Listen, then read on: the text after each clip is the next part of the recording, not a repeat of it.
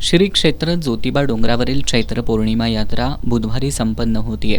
या यात्रेत आईस्क्रीम, खाद्यपदार्थ आणि पेढ्यांची विक्री मोठ्या प्रमाणात होत असते। या पेढ्यांमध्ये कर्नाटकात उत्पादन झालेले पेढे मोठ्या प्रमाणात विक्रीसाठी आणले जातात। या भेसळयुक्त पदार्थांमुळे आरोग्याच्या समस्या उद्भवत असल्याच्या तक्रारी आल्या होत्या।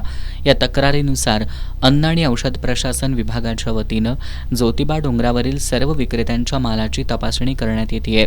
आज बाजारपेठेत प्रसाद म्हणून विक्रीला ठेवलेले भेसळयुक्त आणि मुदतबाह्य झालेले सुमारे 26,000 रुपये किमतीचे पेढे आणि आईस्क्रीम विकणाऱ्यांवर अन्न आणि औषध प्रशासन विभागानं कारवाई केल्याची माहिती अन्न सुरक्षा अधिकारी विजय पाचपुते यांनी दिली आहे। अन्न औषध प्रशासन विभाग कोल्हापूर यांनी मागील महिनाभर ज्योतिबाची खेटे असतील किंवा आज चैत्र यात्रेमध्ये 6 ठिकाणी आमचे वेगळे पथक काम करत आहेत। तर आपण बऱ्यापैकी सर्व फिरते विक्रेत्यांची तपासणी केलेली आहे। शिवाय दिनांक 16/3/2026 रोजी येथील 65 अन्न व्यावसायिकांना आपण FSSAI मार्फत मोफत फास्टॅग ट्रेनिंग प्रशिक्षण दिलेलं आहे।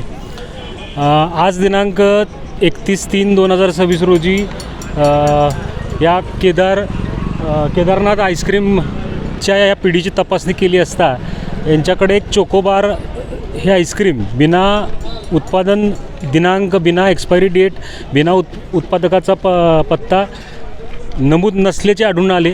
त्यावरून आज इथं 26,000चा हा माल आपण नष्ट करत आहोत। तसेच भेसळ असल्याचे असे संशय असल्यामुळे आपण 3 नमुने तपासणीसाठी पाठवत आहोत। पुढील अहवाल प्राप्त होताच पुढील कारवाई घेण्यात येत आहे। या कारवाईवेळी पेढा आणि कलाकंद यांच्या प्रत्येक पॅकिंगवर उत्पादन तारीख आणि मुदतबाह्य तारीख लिहूनच विक्री करण्याचा आदेश अन्न आणि औषध प्रशासन विभागाच्या वतीनं देण्यात आला आहे।